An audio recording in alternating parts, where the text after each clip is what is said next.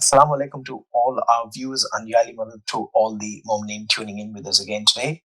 Thank you for joining us. My name is Nazim Kazmi, and with me again today are Sayyid Ali Imam and Sayyid Firdaus. This is the fifth show in the series dealing with the lies and the mistruths peddled by Farid Bahraini. If you remember in the first show, we provided the Sahih al-Sanad Shia narrations dealing with the attack on the home of the daughter of the Prophet, Fatima Al Zahra Salamullah Alaiha. Secondly, we showed the reliability of the reports in Sunni scholarly works such as Iqd al-Farid and in Tarikh al-Tabri and Riyaz al-Nadra. Last week, recounted the narrations in the Sunni work Musannaf Ibn Abi Shayba, and throughout this series, what we have shown is that Farid al-Bahraini has certainly not approached this subject with any sincerity or with any accuracy and any attention to detail. This week again, we are dealing with two more of his attempts to hide the truth and to obscure facts by making irrelevant assertions. Point number 25 is a quote from Tarikh al-Yaqoubi. Al-Yaqoubi is not even seen as a reliable historian. There is doubt as to whether he was a Sunni in the first place. Most importantly, he doesn't provide a chain of narrations, and therefore the narration is disconnected by by 3 centuries or something. So once again, this is something that no one can rely upon. Point number 30, Ibn Abil Hadid. Now Ibn Abil Hadid is quoting Ahmed bin Abdul Aziz al-Jawhari, who actually is a Shia historian. And we're dealing with his assertion that Tarikh al-Yaqoubi is actually not reliable, and he cast doubt on whether the author was Shia or Sunni and whether he was reliable. Secondly, he refers to Ibn Abil Hadid, who is mentioned as quoting al-Juhri, who's a Shia. Now, these are questions that I will be asking my panel to elaborate on, and we're trying to ascertain whether these doubts have any relevance to the authenticity of the report. So, Sayyid Ali Imam, if I could trouble you firstly and ask you to shed some light on the book Tarikh al-Yaqoubi and its author, and tell us a bit more about who he was and whether Farid Bahraini's accusations are actually meaningful and relevant in any way or form. Jazakallah Nazim Kazmi. Thank you for that wonderful introduction as always. Assalamu alaikum to the viewers. So today we'll be focusing on the objection Farid has raised. As you've seen from this video clip shown at the beginning, Farid has claimed that Yaqoubi was a Shia. But what does that mean? See, the title Shia was given to the followers of Imam Ali alayhi salam in the period of the Prophet, may peace and blessings be upon him and his family. The Prophet called the followers of Imam Ali alayhi salam, his sincere followers, as Shias. So the term Shia in the past was also used for those people who gave preference to Imam Ali alayhi salam over Uthman. Now, we've already dealt with that on other shows on this channel, and it's not required for me to repeat that. For those who are interested, you can refer back to some of our earlier shows on for example, the recent discussion that Sayyid Razzaq gave on the history of Karbala and the term Shia and how it evolved over the centuries. So those who are interested can refer back to the series on who killed Imam Hussain alayhi salam. Now, due to the oppression that the progeny of the Prophet faced after his death, the supporters were very few in number, and anyone inclined to them, meaning the Ahlulbayt, the progeny of the Prophet, were essentially referred to as Shias. And it was for this very reason, when anyone would speak about their virtues, they used to get tarnished or excommunicated and labeled as Shias. There was even a period when Sunni Imams themselves made explicit statements that if loving the Ahlulbayt alayhi salam makes one a Rafidi, which is considered to be an extreme Shia, you could say, a rejecter, they were from them. So, like, for example, they say Imam Shafi, he said that, if loving Ahlulbayt makes me a Rafidi, then I'm from amongst them. So this should show you the mindset of the Sunnis of that period when it came to Shia phobia. Famous Sunni scholars were inclined to the school of the Ahlulbayt alayhi salam, and it was for this reason major Sunni scholars were labeled as Shias. From them we know Imam Hakim, Imam Nawa'i, Ali ibn Jawd, Abdul Razzaq, and many others were labeled as Shias. So in the past, the term Shia was used for those who were essentially Sunni, but they gave preference to Imam Ali alayhi salam over Uthman. And this is not to be confused with the word Rafidi or Rafidis, those who rejected the Khilafat of Abu Bakr and Umar. Now, to be labeled as a Shia does not make that person unreliable. Sunnis have narrated from Shias themselves in the most authentic books. Like in Bukhari Muslim, we find many Shia narrators. So just because somebody is a Shia, that makes them untruthful. Does that mean now we disregard Bukhari Muslim and every report narrated in there by a Shia? No, it doesn't. Now, as for Yaqoubi, he was a famous historian. And for Farid to claim that he's not reliable and labeled as a Shia doesn't mean he was a Rafidi. Neither does it negate anything he said and documented about these events on the attack on the Prophet's household. But the question remains as to who was the first person to claim he was actually a Shia. Interestingly, there was a non-Muslim German, I believe it was German or Austrian, bibliographer, Edward Fendrich, and they say that he was actually from the first people to label Yaqoubi as a Shia. And then later, many Shia and Sunni scholars actually acted upon that statement. But there's no evidence to suggest he was a Rafidi. As I explained earlier, being labeled as a Shia doesn't mean anything. We can see this reflected even in the literature of Yaqoubi, as he had many beliefs that had nothing to do with the beliefs of the Imami Shias of the past, let alone today. So Farid is trying to pull the wool over people's eyes by claiming he's a Shia by suggesting he was a Rafidi and not a trusted historian. Now, let us turn to what Yaqoubi records to see if it contradicts other events we've already established in the previous shows and the view of Sunni scholars about Yaqoubi himself. This is from Tarikh al-Yaqoubi, volume 2, page number 11. Abu Bakr and Umar were informed that a group of Muhajirin and Ansar have gathered with Ali ibn Abi Talib in the house of Fatima alayhi salam, the daughter of the Messenger of Allah. So they came in a group until they attacked the house. Now this is quite interesting. I want you to pay close attention here. And Ali came out, and with him was a sword. So Umar confronted him. Then Umar took him down and broke his sword. See, this is different to what we previously cited, where it mentions Zubair.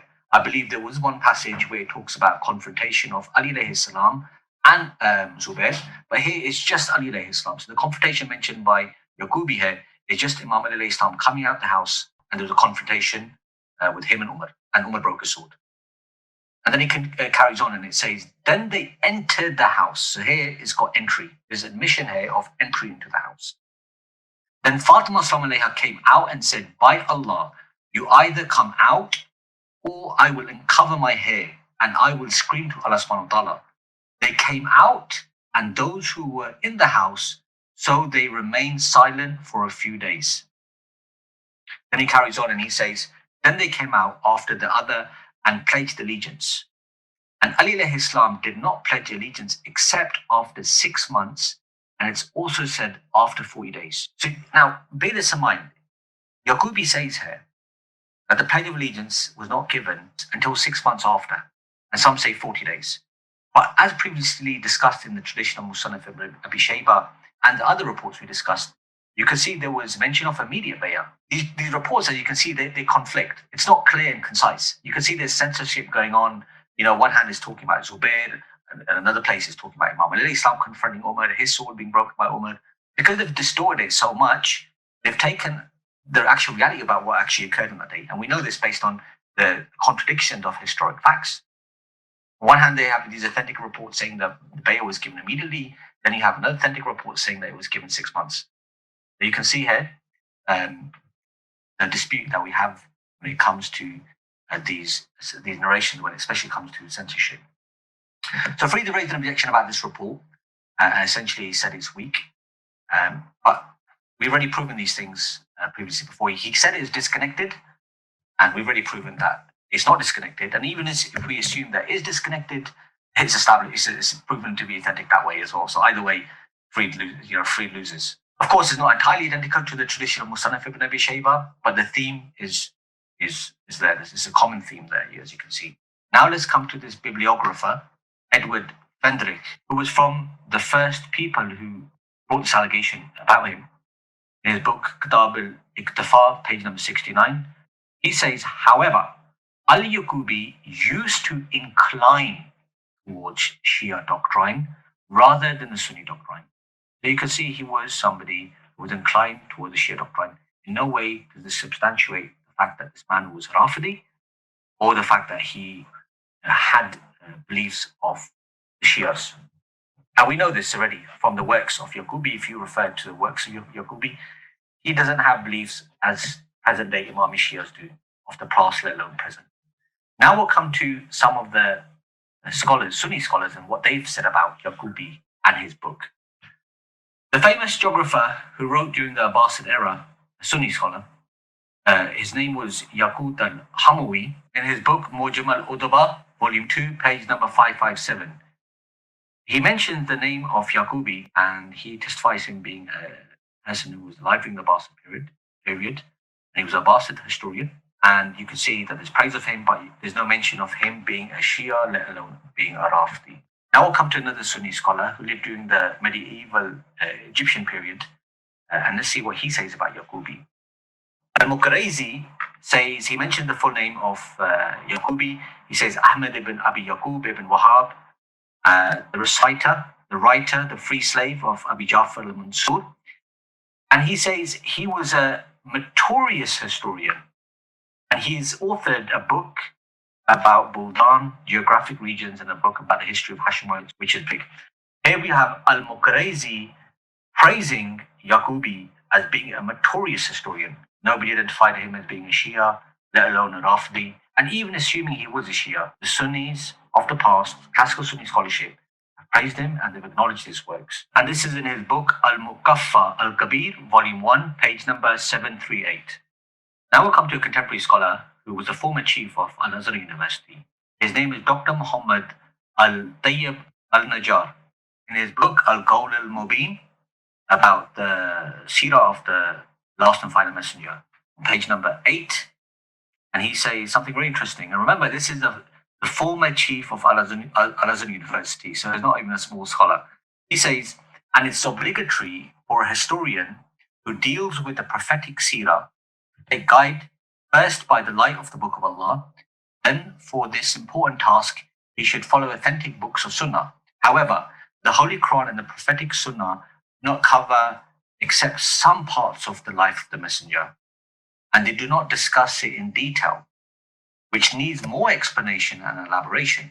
This is why it was necessary to have essential sources of history, and the major books in this field are Seerah of Ibn Hisham, and then he mentions different books, Tabari, etc.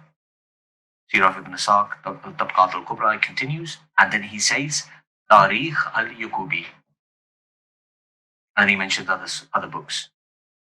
As you can see, a contemporary former chief of Al-Azhar University is verifying that when it comes to the life of the Holy Prophet, may peace and blessings be upon him, we cannot solely just depend on Quran and Sunnah. In fact, we have to turn to other sources within this field, referring to the books of history. And he quotes Tarikh al-Yaqoubi as being amongst those works that we turn to find information about the Holy Prophet, may peace and blessings be upon him, or what occurred after, naturally, by matters of history. Unlike what Farid claimed by saying it's useless. He said, well, it's just a historian, right? It's useless. It has no value. But clearly we can see when it comes to history, it has some significant value, a very important value. Part and parcel. In fact, it's like a missing jigsaw piece to when it comes to the Quran and prophetic Sunnah in terms of additional information, which we won't know without turning to these major books of history. And he includes Tarikh al-Yaqoubi as being amongst those major works. Enlightening information there, as always. And it again shows the lengths that Farid has gone to try and support his ideological need to show that there was no conflict amongst the Sahaba and this event did not take place. If I remember correctly, in our second show, Sayyid Firdaus actually mentioned how Ibn Taymiyyah and Ahmad ibn Hanbal had stated in their works that no roots are required for history and battles. Yet Farid Bahraini here is again trying to mislead people by raising these really irrational and illogical doubts which go against his own school of thought, which go against the established findings of Sunni scholarship. And the ideology and the methodology that Farid has adopted is quite invidious to him. It's an individualistic methodology which goes against the orthodox methodology established and passed on and used to this day by the Sunni school of thought in relation to establishing and verifying historical events and narrations. So it looks as if Farid Al Bahraini has started his own methodological school. According to this Faridi school of thought, this attack did not happen, and everyone else in the Orthodox Sunni scholarly corpus is absolutely wrong and unreliable, because in Farid's school of thought, or in his own head at least, they're all wrong, and they don't understand how to actually have any critical scholarly academic input on history and events. With that in mind, Sayeda Imam, I'd like to come back to you. And I mean, we're looking at in this parallel universe where the Faridi school is running riot in the Sunni academic world, where Al Jawhari is supposed to be a Shia. Can you tell us a bit about Al Jawhari as well, Sayyid Ali Imam, just to see how far this Faridi school of thought has changed reality to suit its own version of events? Yes, it's true. There is a serious problem in this Fariduddin ideology.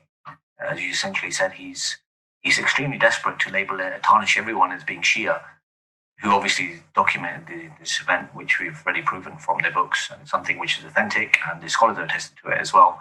In fact, the scholars attested it to it so much that they had to hide and conceal the events of what actually occurred on that particular day. So in terms of Abu Bakr al-Jawhari, let's come to the passage from his book, Al-Saqifa wa Fadak, page number 52 to 53. This is narrated from Muslimah ibn Abdurrahman. There's a slight error here, but it is actually Abu Salamah. We will see to that shortly.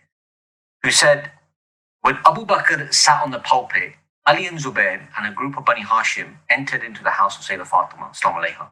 Then Umar came to them and said, by the one whose hand is my life, you either come out to pledge allegiance or I will burn down the house upon you. So Zubair came out holding his sword. Then a man from the Ansar and Ziyad ibn Labaid held him by his neck and pressed it. So the sword dropped from his hand and Ziyad took it. So Abu Bakr shouted at him, saying, break it with the rock. Then Al-Jawhari mentions, this is quite important, Abu Umar ibn Hams said, verily I saw that rock, and people used to say, this is the trace of the sword of Zubair, meaning where the sword was broken. Then Abu Bakr said, leave them, because Allah will bring them back. He said, then later they came out and pledged their allegiance to him. And it carries on and it says, it's been narrated that Sa'd ibn Abi Waqqas was also with them in the house of Fatima. Interesting. And also Miqdad ibn al-Aswad. And they gathered there in order to pledge allegiance to Ali alayhi salam. Then Umar came to them to burn down the house upon them. So Zubair came out towards him, meaning Umar, holding out his sword, and Fatima salam alayha came out crying and screaming. So people scolded her, and they said, notice this, and so people scolded her, and they said, we did not do anything wrong, nor do we have any problem about the matter upon which people have agreed. We just gathered to compile the Quran in one book, and then they pledged allegiance. So the matter stabilized itself, and people were assured. This is in Al-Saqifa wa Fadak, page number 52, 53. Now, the purpose of citing this passage is just to demonstrate where essentially the threat has been mentioned and the breaking of the sword in the same passage. And the person who's recorded this is Abu Bakr al-Jawhari, who inshallah ta'ala will see his status, allegedly a Shia, and the authenticity of this report. So it's not just being narrated through people like Aslam, the slave of Umar, or other Tabi'i. Here we've got another Tabi'i who's narrated this tradition. We've now been introduced to another narration parallel to the first one that the school of Farid is actually trying to object to, which actually shows the breaking of the sword and the threat on the house of Sayeda Fatima Al Zahra in one narration.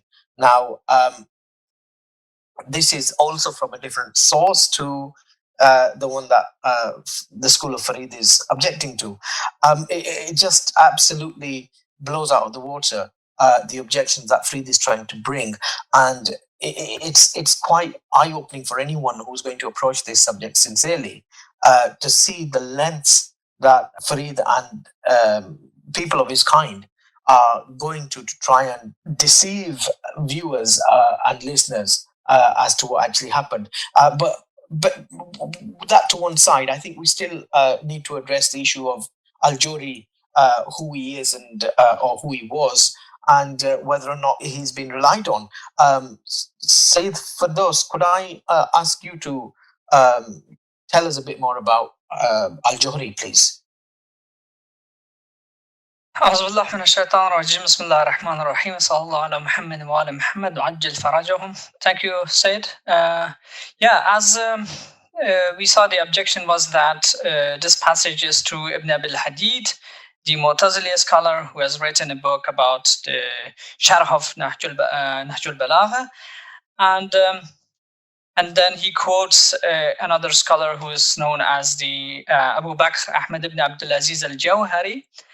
And this individual has objected that the Al-Jawhari is actually a Shia scholar or historian, which is quite shows that this person has no idea. I think has never read anything about this individual, about this scholar, and doesn't know anything about it, and just wants to do his Twitter thing and dismiss the facts and history by just saying some words and think, yeah, this will just remove the entire objection. Actually, let's see the actual narration as Sayyid Ali just read. So we wanted to show the example of a Jawhari to a different chain, because the actual objection was the narration which was objected by this individual was another one. We already covered that in the past shows about Sword of Zubair. But this, we want to show a completely different narration from the book of Al-Jawhari, which contains the Sword of Zubair and also the threat to burn the house of the family of the Prophet.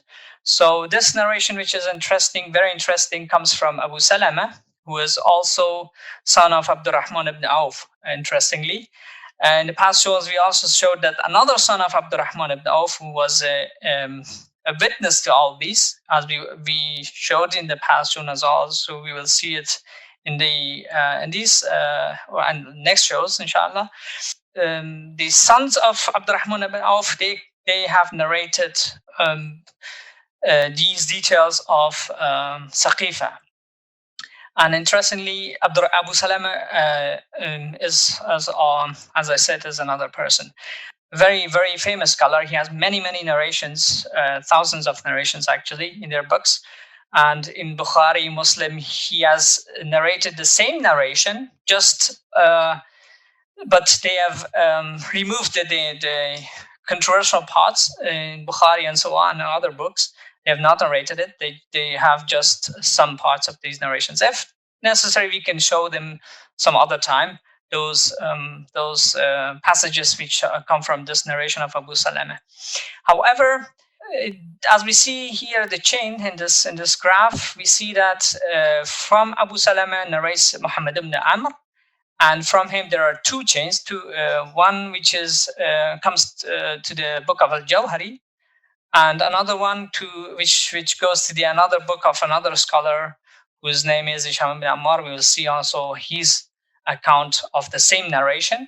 So we see that at the end, if we can authenticate the chain of the narration, the Jawhari himself does not make any difference, existence of his, whether he was Shia or Sunni, it does not make any difference, as we have a completely different chain. And we will prove the reliability of that, which says the same thing. In any case, this with this example, we will come to Al-Jawhari himself also, and we will reveal, inshallah, very, very interesting information about him and the value that he has in the matters of history. So, as we see here, Ibn Abdul Hadid himself, the reason that he quotes Al-Jawhari a lot of his narrations, he mentions in his book Sharh Nahj al-Balagh himself. And he says, for example, in volume 2, page 261, he says, as about refusal of Ali alayhi salam to pledge allegiance until he was brought out in the way he was brought out, the details of which we shown in the past, and we will see in the next shows and this show also, inshallah. Then it has been mentioned by scholars of hadith, and historians have narrated it, and we mentioned what Al-Jawhari has narrated about this topic. So he chooses Al-Jawhari to give the historic events or the reports which are about Saqifa. And he says, and Al-Jawhari was of the scholars of hadith, muhaddith, and from among the trustworthy and reliable narrators, which is basically he says, وَمِنَ الثِّقَاتِ الْمَعْمُونِينَ, very reliable, trustworthy scholars of hadith. And he says, and verily other than him have also narrated similar things. So he says these narrations of Al-Jawhari not only narrated by him, but other scholars have also narrated them. He says, بَقَدْ ذُكَرَ غَيْرُهُ مِنْ هَذَا النَّحْوِ مَا لَا يُحْصَى كَثْرَةً. So he says that similar to his reports, other scholars of hadith have also reported so many scholars have narrated it that you cannot count because there are too many. Basically, that's what he says. And then he goes on with the details that Shia books and narrators have reported and denies them, and says the things as other details like the kicking and pressing of Sayeda Fatima Al Zahra between the wall and the door, and the miscarriage and other details that Shia narrate, we do not believe in them.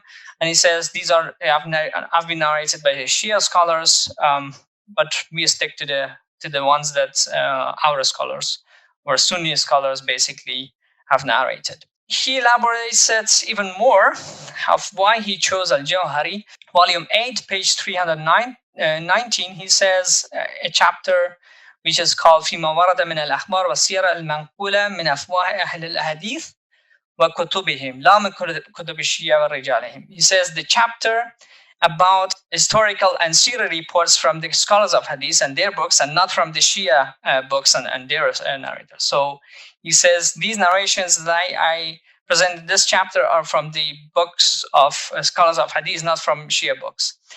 And then he gives the why he did that. He says, because we put the condition for ourselves to not entertain that, i.e. narrating from Shia narrators. So he says, I do not entertain Shia narrations and books. I just mentioned what Sunni narrators, so to speak, have narrated. And he says, and all of what we present in this chapter are taken from the book of Abu Bakr Ahmad ibn Abdul Aziz al-Jawhari, which is about Saqifa and Fadak, and about whatever of conflicts and disorder that happened post death of the Prophet. And then he says, and this Abu Bakr al-Jawhari, he says, Kathir al-Adab, which means a very knowledgeable scholar in literature. And he says, Thiqatun wara'un, trustworthy and a pious scholar. And he says, Athna alayhi al-muhaddithun wa rawaw anhu musannifatihi. And he says that the scholars of hadith have praised them and narrated from him his books. So this is the reason, the actual reason that Ibn Abdul Hadid narrates these narrations from Al-Jawhari is because he's a trustworthy Sunni scholar, and he does not want to present Shia scholars and their books because he does not agree with them. He's a Mu'tazili scholar. But these nowadays the Twitter guys, they completely misrepresent the Mu'tazili scholars. They call them Shia, so they just wanted to dismiss the entire thing and they just call him Shia and then think, yeah, that's it. But if you see factual, the Mu'tazili scholars completely different school, and they have completely different method in accepting narrations, and their scholars are different. They accept not Shia narrations, they accept basically Sunni narrations. And also, it's also interesting that even the Mu'tazili scholars, not all of them have the same belief about these incidents. We will, inshallah, see other examples of Mu'tazili scholars in next shows, inshallah. We show that they believed in it and they narrated it to their students and so on. So let's move on and see other scholars what they say about Al-Jawhari. So here we have Abu Bakr as-Suli. He died in the year 335 Al-Hijri. And he records about the events of the year 323, which is like 12 years before this guy's his own death. In the events, he says that Ahmad ibn Abdul Aziz al-Jawhari, the companion of Umar ibn Shabba, passed away in Basra in the 25th of the month of Rabiul Akhir. So he says that at this date and this year, Abu Bakr al-Jawhari, who was a companion of Umar ibn Shabba. This is very important. So he was a companion of Umar ibn Shabba, and this author, Abu Bakr al-Suli, also had a kind of was contemporary to al-Jawhari. Al-Jawhari just passed away like 12 years before him. So, and also shows that Abu Bakr al-Jawhari was a person of some certain status. So he doesn't go to record a random Shia unknown guy's death year and the date and so on. So it shows that he was someone important, and that's why he recorded when he died. And the other information, as I said, important thing is that he says that Al-Jawhari was a companion or a student of Umar ibn Shabba. Who is Umar ibn Shabba? He is the famous historian, the trustworthy, very famous historian, the author of the famous book of Tarikh, which is Tarikh al-Madinah al-Munawwara, which is available also in their scholars. They use it a lot. Here we have Ibn Hajar saying the same thing. He says about the commentary or in the biography of a companion who is Salamat ibn al-Muhabbiq, and he says that there's a discussion, and Ibn Hajar then says that Umar ibn Shabba has said that he was called al-Muhabbiq, not al-Muhabbaq. And the difference is then says that al-Askari said, I said to his companion or to his student Ahmad ibn Abdul Aziz al-Jawhari, that the scholars of Hadith say al-Muhabbaq, and then al-Jawhari then says to him, no, al-Muhabbaq has a bad meaning. Why one should, and then gives the reason why it cannot be al-Muhabbaq and should be al-Muhabbiq, the name of the father of this companion.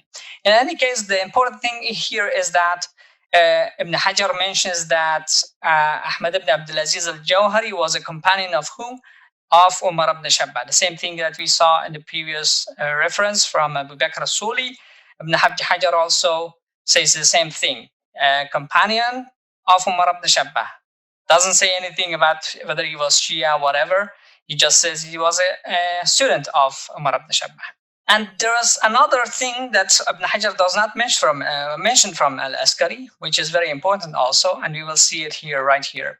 The extra information that Al-Askari gives about Al-Jawhari. Now, here we have, for example, Ikmal of Tahdib al-Tahdib, written by Alauddin al-Hanafi. He says in volume 6, page 23, about in the biography of Salamat ibn al-Muhabbiq, says the same thing, quotes Al-Askari. Abu Ahmad al-Askari says in Sharh al-Tashif, I heard from Abu Bakr Ahmad ibn Abdul Aziz al-Jawhari, and he was precise, a dhabit, owner of authentic knowledge. So these are two things, two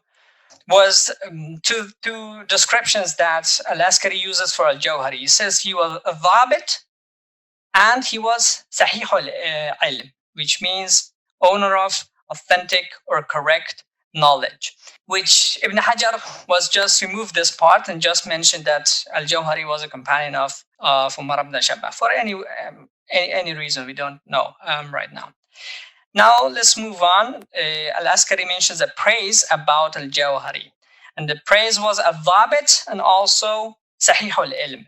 Here we have the book of Al-Askari himself, Abi Ahmed Al-Askari, who passed away in the year 382. He says the same thing in his own book.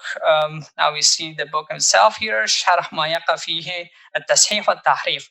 And he says, I read hadith upon Abi Bakr Ahmed ibn Abdul Aziz al-Jawhari, wa kana zabitan sahih al-ilm, and so on, and mentions then the name of Salamat ibn al-Muhabbiq, and then discusses why al-Jawhari refused to accept that he was al-Muhabbaq and not al-Muhabbiq, and then corrects al-Askari about the name.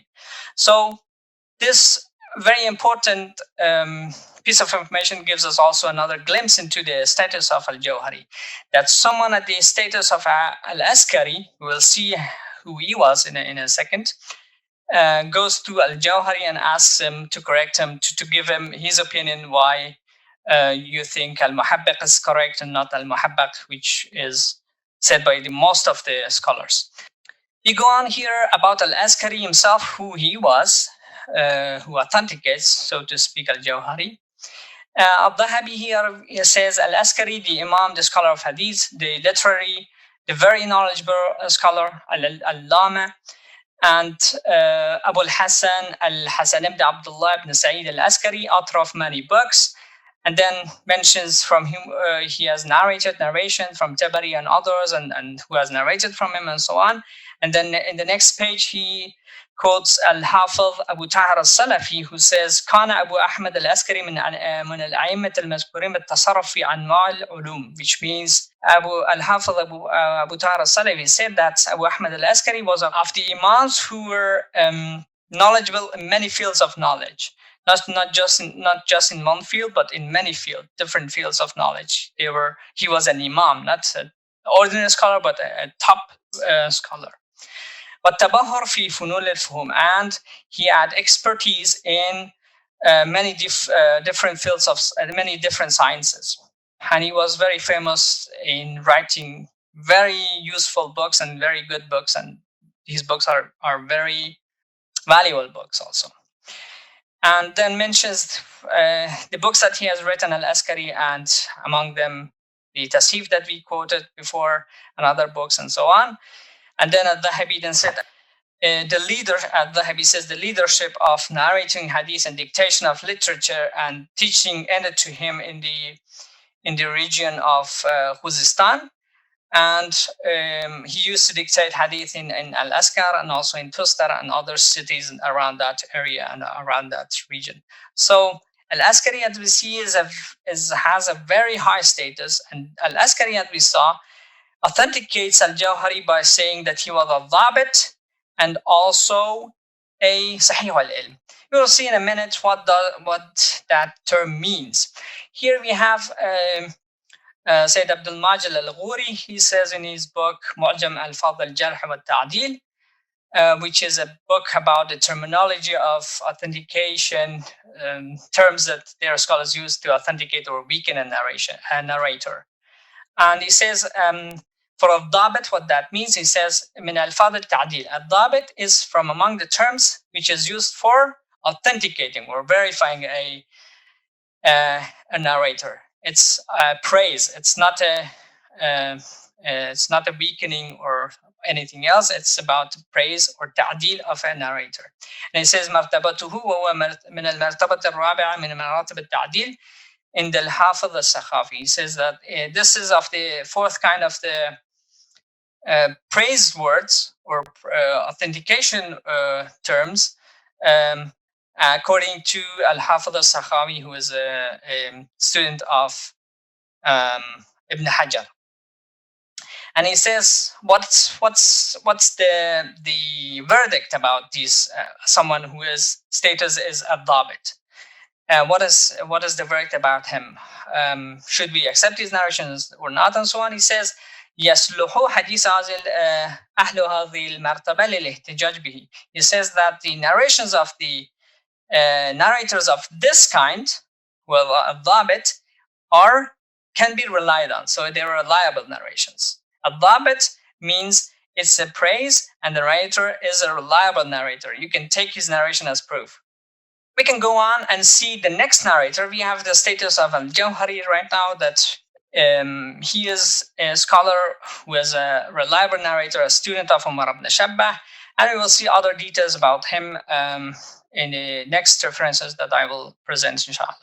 Here we have about Umar ibn Shabbah, who was the second narrator of the in the chain. And we mentioned that Al-Jawhari was his very close companion and very close student, as we saw by the references that we presented. Al-Madhi, for example, here says about Umar ibn Shabbah that he was a linguist, historian, and then mentions among the people that have narrated from him Ahmad ibn Abdul Aziz al-Jawhari. So he also says that Al-Jawhari was of the students of Umar ibn Shabbah. And if you look at in the books of hadith and history and so on, literature, you see a lot of narrations from Al-Jawhari from Umar ibn Shabbah. It's frequently repeating itself in many books. And there are scholars also have narrated those. And then mentions that about Umar ibn Shabbah, that Abdurrahman ibn Abi Atam says, I wrote from him alongside my father, and he was truthful, as-saduq, and he was a scholar of Arabic and literature. And then says that Ad-Daraqutni has authenticated him, and Ibn Hibban also mentioned him in his book, Al-Thiqat, which are about trustworthy narrators. And then Ibn Hibban then says that his narrations are straight narrations, straightforward narrations, meaning they're very clean narrations. And he was a scholar of literature and poetry, and also of history, and had knowledge about the kingdoms and caliphates and different eras, and who ruled, for example, which time, and so on.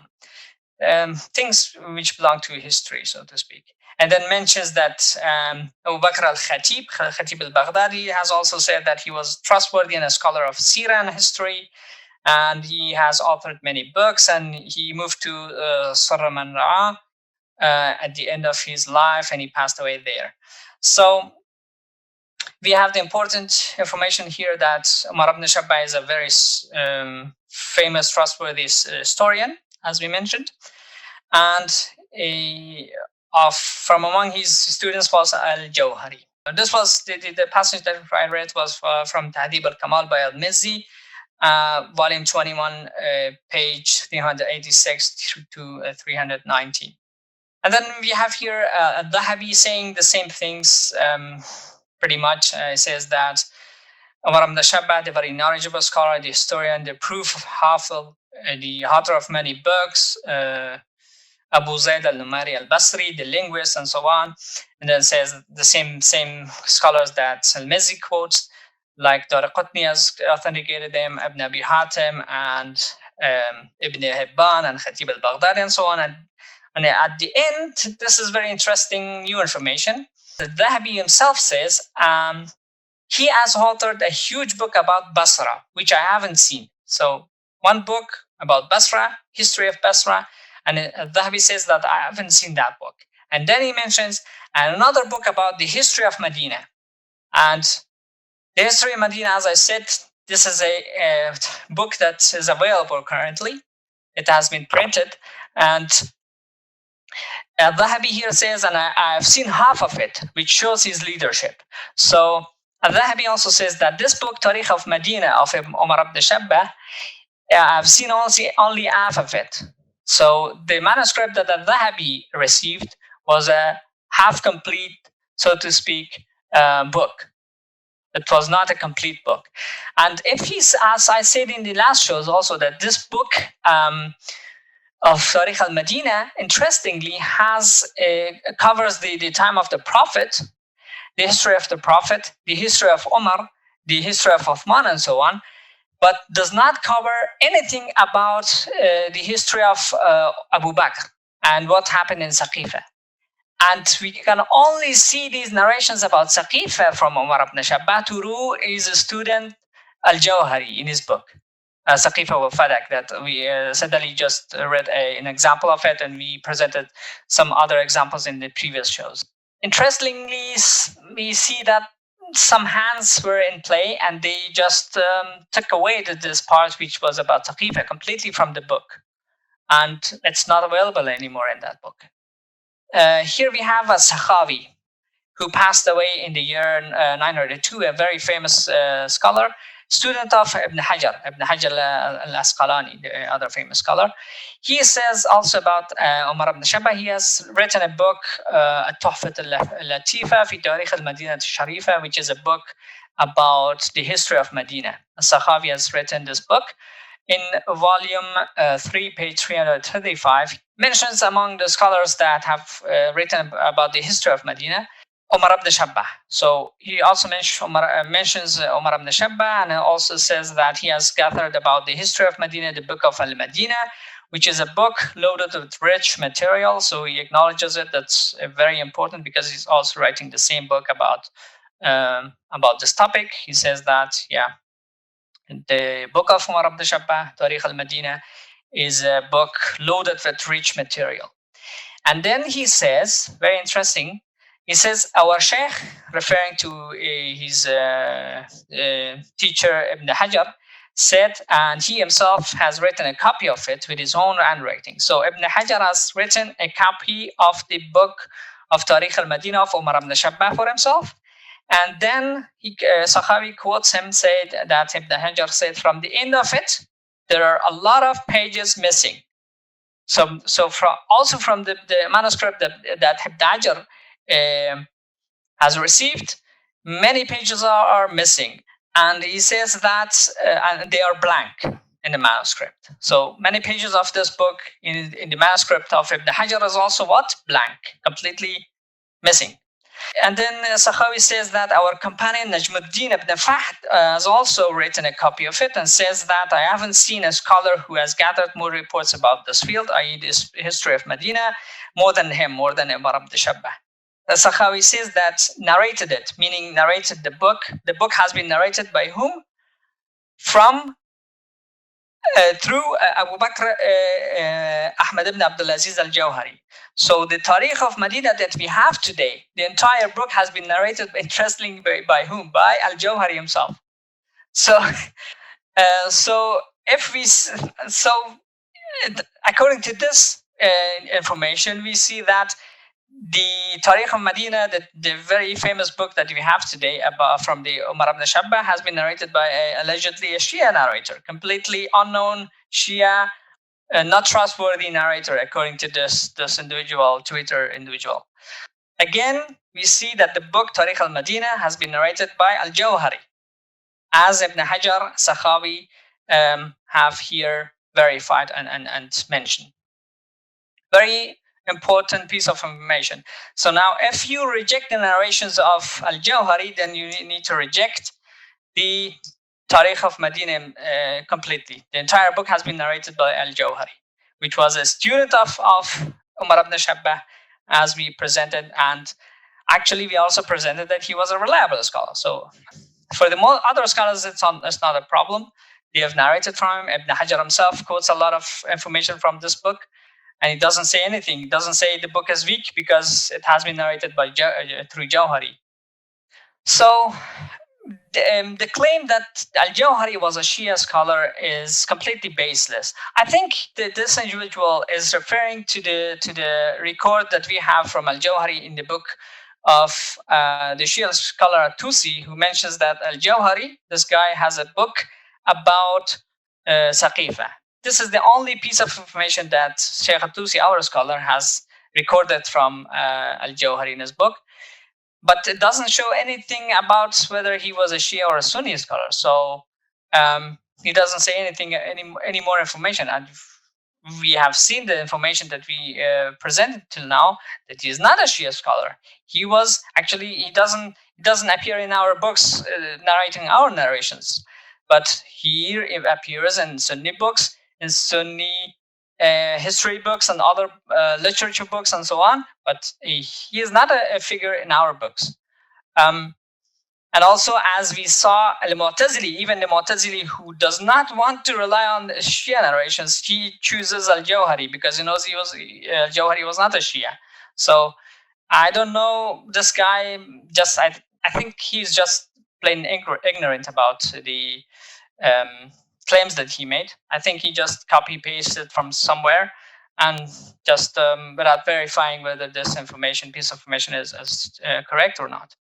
And I heard that this individual claims that he has researched all these narrators and all these references. And with the information that we presented, we see that I don't know where he has researched, maybe somewhere in Google, and just read some other stuff on the internet and copy pasted. So it doesn't make any sense to miss the information that we presented, that this scholar, a Sunni scholar, reliable, also mentioned by their scholars that he was a student of Umar ibn Shabbah. The entire book of Umar ibn Shabbah that we have today has been narrated through him, and so on. So I don't know where the claim that he was a Shia comes from. So it's completely baseless. Now we continue also to some other pieces of information, which is also very interesting about Umar ibn Shabbah himself. That here we have Ibn Nasruddin, another scholar. He mentions in his book Tawzi' al-Mashtabah, volume 5, page 289. He mentions Umar ibn Shabbah, and then mentions that he was the same piece of information that we presented from other scholars, that he was a very trustworthy, very knowledgeable Hafiz scholar, and he has narrated from a list of scholars that he mentions in his book, and so on. And then quotes Al-Khatib al-Baghdadi that we also previously mentioned in Dhahabi and Mizzi's book, and so on, that he was a trustworthy and a scholar of hadith and seerah and so on, and history. And he has written many books and so on. And then Ibn Nasruddin gives us some new information, which is also very interesting. He says, "Min tasanifi akhbar al-Madinah al-Sharifa." Ibn Nasruddin says that from among his books, books of Umar ibn Shabbah, are akhbar, or the history of Madinah Sharifa. So this is the one that we are talking about, the current book that we have in our hands today. And says Tarikh al-Basra, another book about Basra, which also Zahabi mentions that there is this book, but I haven't seen it. And then he mentions, and there is a book, Kitab al-Saqifa, that Umar ibn Shabbah had a particular book and a dedicated book about the Saqifa also. We see that the chapter about Saqifa, or the book, the volume about Saqifa in the Tarikh of Medina is completely missing, as mentioned by Ibn Hajar, as mentioned by Al-Dhahabi, and also an entire book that Umar ibn Shabbah had written about Saqifa is also missing. There's nowhere to be seen, interestingly. So we see the same ideological thing about censorship again, that there were a lot of hands to conceal these, to bury, as Dhahabi also mentioned, that these things need to be buried. And they have buried it very, very carefully and very, very professionally, as we see. You should just dive deep in these sources to find out these pieces of information and to expose them that they have done so, that they have buried these very important information history of the early Islamic time. And then he mentions the year that Umar ibn Shabbah has passed away and so on. And Ibn Nasruddin, the same scholar here that we have quoted this book, has another book by the name Salwatul Kahib. And in that book, he actually quotes a narration from the book of Saqifa of Umar ibn Shabbah. So Ibn Nasruddin himself had a copy of this book, apparently. And interestingly, he only mentions just one narration from that book of Saqifa. And that book comes from, that narration comes through the chain of Umar ibn Shabbah from from Nu'aym ibn Abi Hind, from Nubayt ibn Shurrit, and say it's very brief. And we see that is also the reason that Ibn Nasruddin has chosen, in particularly that single narration, is because it has a very good presentation of Saqifa, because it says that people pledged allegiance to Abu Bakr without any problems. The pledge of allegiance to Abu Bakr was in the best way, as he puts it in this book, saying that فَبَيَعَهُ النَّاسِ أَحْسَنَ بَيْعٍ. So in the best way possible, people pledged allegiance to Abu Bakr. He just puts this one narration there, and the entire other information, other narrations from this book is missing. The book itself is missing. The volume in Tarikh of Medina is missing. Also, interestingly, in the footnote of this book, Salvat al-Kahib, the two annotators, two professors and doctors of the university in Dubai who have printed this book or annotated this book, they say in the footnote that about Umar ibn Shabbah, he is very knowledgeable scholar. Umar ibn Shabbah, Ibn Ubayda al-Numayri al-Basri, he was knowledgeable in the fields of al-Maghadi and history. He has authored many books in the field of history. From among them is the book of Basra, book of Umara of Mecca, book of Umara of Medina, and he passed away in the year 262 at the age of 90. Look in the book Tadhkiratul Huffaz al-Zahabi about more information about them and so on. And then they says that and his book Tarikh al-Madinah al-Munawwara has been printed by the annotation of Ustad Fahim Shaltut, and 18 chapters have been mentioned in it, and in none of them there is a mention of Saqifa of Bani Sa'ida. So, and they say, and maybe this book is a chapter of Tarikh al-Madinah al-Munawwara. So he says that this book of Saqifa that Ibn Nasruddin says, maybe this is just a volume of the same book that we have today, which is currently missing, that complete volume. And then they say, because what has reached us of the book is incomplete. So the same thing that I said, that the part about Saqifa and Abu Bakr's caliphate is completely missing. It's completely out of the book. It's not there. And they say the author has mentioned in it the life of the Prophet in Tarikh al-Madinah al-Munawwara, and the caliphate of Umar and the caliphate of Uthman. Just these three. Nothing about the time of Abu Bakr and Saqifa and so on. Nothing about this.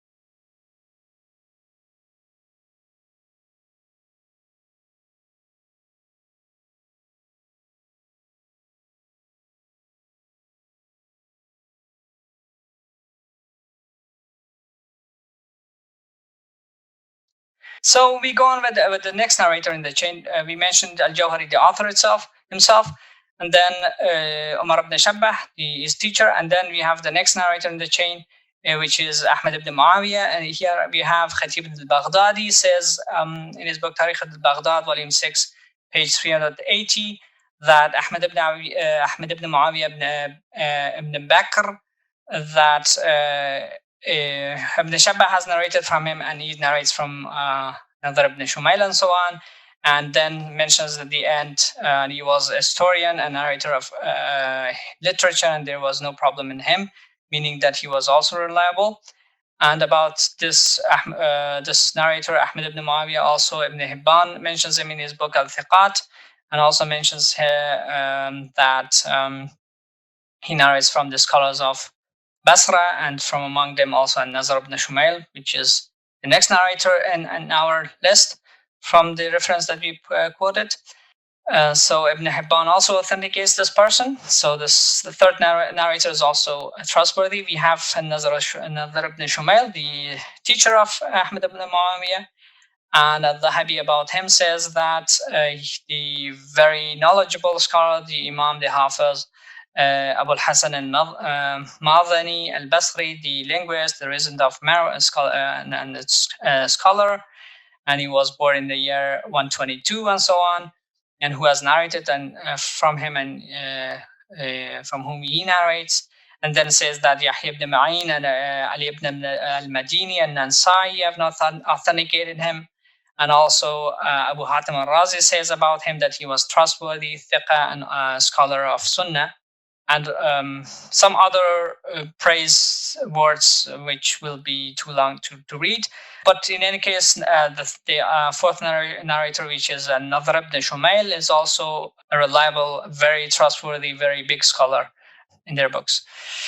The next narrator in the chain, Muhammad ibn Amr ibn Alqama, Al-Dhahabi says about him that he is the Imam, the scholar of Hadith, the truthful, the companion of Abu Salamah Ibn Abdul Rahman, and his narrator. So Muhammad ibn Amr ibn Alqama is a very close companion of Abu Salamah. So from among all people that Muhammad ibn Amr narrates, Dhahabi mentions that he was a very close companion of whom? Of Abu Salamah, which the narration that we talked about comes from whom? From the same guy, Abu Salamah ibn Abdul Rahman ibn Awf. So about Muhammad ibn Amr, Dhahabi then says that his hadith is graded as Hasan, which is reliable, and then mentions that Nasa'i says that there is no problem in him, is acceptable or reliable, and Abu Hatim says that his narration is acceptable. Then mentions some other praise words from other scholars like Ibn Ma'in about him, that his narrations are acceptable or reliable. We can take his narrations and so on. And basically they are scholars, as Ibn Hajar al-Haythami, for example, also mentions that the least level of his narrations is al-Hasan. So his narrations are also reliable. The thing that their scholars have criticized Muhammad ibn Amr is that at times he used to do not mention the complete chain. For example, he narrated from Abu Salamah without mentioning the companion of the Prophet from whom Abu Salamah have narrated. So he would remove the name of the companion, because as we talked about it in the last show, at the time of Tabi'in, they didn't really care about disconnected narrations, mursal narrations, because it was accepted at that time. So at Muhammad ibn Amr, this was the thing that he has been criticized for. Here we have, for example, Ibn Hani, who asked Ahmad ibn Hanbal about him, and that Ahmad ibn Hanbal said that Muhammad ibn Amr used to narrations with a disconnected chain. He used to mention the complete chain at other times to other of his students. So sometimes he used to mention the entire chain, sometimes he used to drop the name of the companion. So about the narration that we talk today, the narration comes, he doesn't mention from which companion the narration comes, but he mentions that he has taken it from Abu Salamah has narrated it. So we can say that this most probably Muhammad ibn Amr has dropped the name of the companion from whom Abu Salamah has narrated this narration. In any case, it doesn't also harm the reliability of the narration, because we mentioned that the trustworthy and the greater companions, Tabi'in, actually, their narrations, even if they are disconnected, their narrations are acceptable, even according to scholars like Shafi, who are more strict about accepting disconnected narrations. Here, for example, we have Abu Salamah himself. We will mention also the other piece of information about Abu Salamah, but here first, Abu Salamah himself, Abu Salamah ibn Abdul Rahman ibn Awf. Al-Dhahabi mentions him and says that the Hafiz, one of the scholars of Medina, and he was trustworthy and a jurisprudent, owner of a large number of hadiths, and Abu Zur'a and others have authenticated him, and he was an Imam. So Abu Salamah has narrated, as I mentioned, in all major books of Sunnis, and they take his narrations. His narrations are all over the place in, say, Muslim, say Bukhari, Musnad Ahmad, and all of other their books. Here we have, for example, Ahmad ibn Hanbal in the book that has his statements, Al-Jami li-Ulum Al-Imam Ahmad, volume 17, page 126, that Al-Dhuhri, the very famous Tabi himself, says that I met from among the Quraysh 4 oceans of knowledge, 4 oceans of abundant knowledge, and they are Sayyid ibn Musayyab, Urmat ibn Zubair, Abu Salamah ibn Rahman, and Ubayd ibn Abdullah. So according to Zuhri, another very, very famous Tabi'i, Abu Salamah was an ocean of knowledge. So we see that he also is of a very high status from among the Tabi'in. We have here, for example, also Nawa'i, the other famous scholar, saying about Abu Salamah that he is Abu Salamah ibn Abdurrahman ibn Awf, and he was of the top 10 scholars of Medina, and then mentions that he was from Medina, the greater Tabi'in, the Kibar of Tabi'in, and one of the 7 jurisprudence of Medina. He says that. The important part here is that he was of the greater Tabi'in, and we have, as I mentioned, even the disconnected narrations of greater Tabi'in is acceptable even to scholars like Shafi'i who are more strict to accept those kinds of narrations. So with the pieces of information that we presented until now, the narration of Al-Jawhari, which mentions the threat to burn the house of the family of the Prophet, and also the breaking of the sword of Al-Dhubair and other information that this narration contained, the entire chain is reliable. It has been played with a lot. The sources, the books have been destroyed, the sources have been taken out, and so on. But we have, at the end of the day, this narration in the book of Jawhari himself, and we saw that the entire chain is also reliable. In addition to this, this particular narration has a completely or a different chain, different to Al-Jawhari, which has a lesser kind of number of narrators. We will see, inshallah, that narration as well, and see the chain of that narration, which is at the top 2 narrators is the same as Al-Jawhari. It has just 2 other narrators, the author and another narrator extra to that. So the other chain that says the same thing, same narration, is from the book of Hadithu Hisham Ibn Ammar.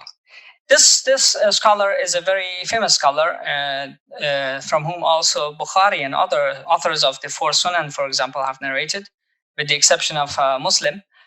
He passed away in the year 245, and this book of his, which is a collection of his narrations, have been printed in Saudi Arabia. And we see in the narration 47 of this book, page 122, he says that narrated to him Sayyid ibn Yahya from Muhammad ibn Amr, that we mentioned before, from Abu Salamah. And then narrations, the entire narration, very long narration, is longer than the Jawhari's narration. And at the end, the important part, which was which was covered in the Jawhari's book, he says that then Abu Bakr returned and sat on the pulpit, and the next day people pledged allegiance to him, and Ali alayhi salam and Al-Dhubair entered into the house of Fatima, the daughter of the Messenger of Allah. Then Umar came and said, "Come out for allegiance. By Allah, you either come out or I will burn down the house upon you." So Al-Zubair came out holding his sword. Then Ziyad ibn Labid or Lubayd Al-Ansari from among the Bayada held him by his neck and pressed it. So the sword dropped from his hand, and Ziyad took it, and he said, "No, but break it with the rock," mentioning apparently Abu Bakr, that said to him, "Break it or strike it to the rock so that it breaks." And then also the other pieces of information that Muhammad ibn Amr then said, Abu Amr ibn Hammas from the Laythiyin narrated to me, saying that I saw that rock to which the sword of Zubair was struck. And then mentions that later Abu Bakr said, "Leave them, and they will come back later," without giving much information. about the things that we covered in the last episodes, that how the Pledge of Allegiance happened. However, they say that for the excuse, Zubair and Ali alayhi salam then said that it was because Umar came to us in a state of threatening us, so to speak, and that's why we disliked it. We didn't want to come, and so on. There was no problem, and so on. You're a good person, and so on. The usual kind of additions, that fabrications that have been added to these narrations. So here we have just two narrators. One is the author of the book, Is Hisham Ibn Ammar, and also the Sayyid Ibn Yahya, who are new. We haven't covered them. We covered the top two narrators who were Muhammad ibn Ammar and Abu Salamah. We already covered them, that they were reliable. Here we have the status of Hisham ibn Ammar, the author of himself. Zahabi says about him that he is the Imam, the Hafil, the very knowledgeable scholar, the reciter of Quran, scholar of the people of Sham, and he has even narrated from Malik ibn Anas, which has a very interesting story of how he narrated narrations from Malik, but that's for another time maybe. And he was of the containers of knowledge, and the start of his seeking knowledge, I going to learn hadith, was at the time when he was still a young boy, before the year of 170 al-Hijri, and at that time he learned Quran from Ayyub ibn Tamim and al-Walid ibn Muslim and a group of other scholars. And then he mentions that Bukhari, Abu Dawood, and Nasa'i, and Ibn Majah, and Tirmidhi have narrated from him, and Tirmidhi have narrated from another intermediary narrator from him, and just Muslim has not met him. And then says that Yahya ibn Ma'in authenticated him, and said that he was kayyas, very, very intelligent. And also Ijli says that he was trustworthy, thiqa. And in another place he says that he was saduq, or truthful. And Daraqutni says that he is truthful and of a very high position. And Nasa'i also says that he is reliable, there's no problem in him. And then Zahabi says that Hisham has a very high rank among the scholars of Hadith, and he is very famous. However, there are others who are more accurate than him and are more reliable. So he doesn't give him the most high status, but he says that he is a very, very important and reliable scholar. As about the narrator, the first narrator in the book, which was who was Sayyid ibn Yahya. He is Sayyid ibn Yahya ibn Saleh.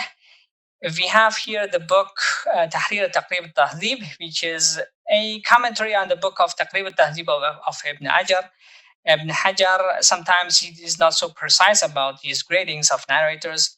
So Dr. Bashar Awad Ma'ruf and the Salafi Sheikh Shu'aib al-Arn'ut have written this book to kind of comment on the gradings of Ibn Hajar.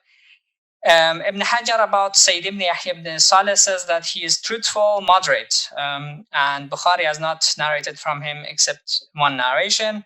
And then Bashar Awad Ma'ruf and Al-Arn'ut then says that the statement of Ibn Hajar saying that he was truthful, moderate, of the moderate level, refers to the weakening of Darqutni of him, as Mezzi has mentioned in Tahdhib al-Kamal, and he has narrated it from Tarikh, and Ibn Hajar has narrated it also in Tahdhib al-Tahdhib and in Fathul Bari, and that statement from al-Mezzi comes actually from the Tarikh of Dimashq of Ibn Asakir, and then says, however, we found that Darqutni in his own book, Al-Ilal, which is called the Book of Ilal, says about him there is no problem in him. So apparently, and they say apparently the author, Ibn Hajar, has not came across this statement of Darqutni himself directly in his own book, and look at the statement of Ibn Hibban about him. who says that he is trustworthy, reliable, straight in narration. And they say that this statement indicates that Ibn Habban was very knowledgeable about the hadiths of the narrations of Sayyid ibn Yahya ibn Saleh. And therefore, Dr. Bashar Awad Maruf and Shuaib al-Arn'ut says that, therefore, we think that he is trustworthy. He is thiqa. His narrations are sahih, so to speak, and not just saduq, as Ibn Hajar says, which makes his narrations hasan. So with this, we have the entire chain also authenticated from the book of Hisham Ibn Ammar. And we see that the same narration has at least two reliable narrations strengthening each other also, which go back to a tabi by the name of Abu Salamah Ibn Abdurrahman Ibn Awf, whose father is the famous companion of the Ashara al-Mubashara, as they say. That was it. Thank you. Thank you very much, Sayyid Fatos.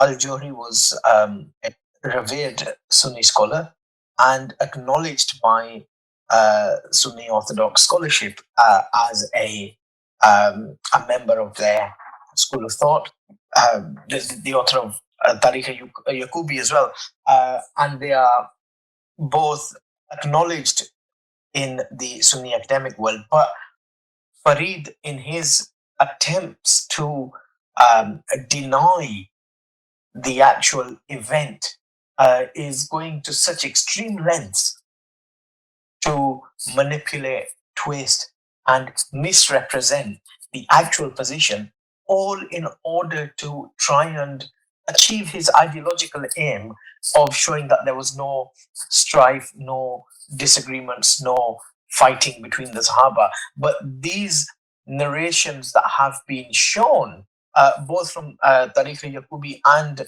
from Ibn Abil Hadid, who quotes Jawhari, show that there was a significant, not a minor, but a significant altercation between two groups of Sahaba. One that were with Amir al-Mu'minin Ali ibn Abi Talib al-Islam, and the others who were with the government of the time, who had all the power and authority to commit any acts it wanted. So, Sayyid Firdaus, yes, absolutely indebted to you for showing that the narrations in the narration mentioned by Al-Jawhari also has different chains that go back to the son of Abdurrahman Ibn Awf. And it would be nice if we could come back to this in one of our successive shows and hopefully deal with this issue, because Abdurrahman Ibn Awf was actually present in this event and is mentioned in some of the narrations. But look, what I will do here for the benefit of our audience is leave you with this final thought. There's a plethora of narrations, references, and scholarship referring to a actual altercation outside the home of the daughter of the Prophet, Sayeda Fatima Al Zahra. There's actual references and narrations from multiple chains which actually show there were threats made. Yet we have one person, for whatever reason, is going to extreme lengths to try and hide or misrepresent or twist the actual events by raising up such really disingenuous criticism, such as, so Yaqoubi was a Shia, Jawhari was a Shia. I mean, what's his next objection going to be? That Ahmad ibn Hanbal and Shafi and Malik were all Shias as well. Yeah. This kind of attempt to negate and cancel the status of Sunni scholars simply because it goes against this newly formed religion of Farid, this Farid vision he has that seems to be taking root, Faridism, which he wants to try and foist onto everyone and force people to ignore centuries of academic and scholarly work and believe him when he says, everybody's a Shia because they don't agree with my ideological standpoint of trying to show that the Sahaba didn't have any conflicts. It's absolutely ridiculous. It should not be entertained. It should be dismissed for a simple and unethical attempt at rewriting history and doing it very, very poorly. As you can see, if you come to this sincerely, you will see that the events took place. There was a fight outside the home of the daughter of the Prophet, and there were threats made. And in some reports, there was an actual forced entry, there was damage, and there was hurt caused. But we will, inshallah, touch on that in next topic. But for now, I will leave you to ponder on what has been presented to you, and inshallah, with the grace of Allah, you will reach the truth, and you will most certainly make up your own minds and not be influenced by charlatans such as Farid Bahraini. Allah Hafiz from everyone at Baitul Ghadir, and thank you for listening.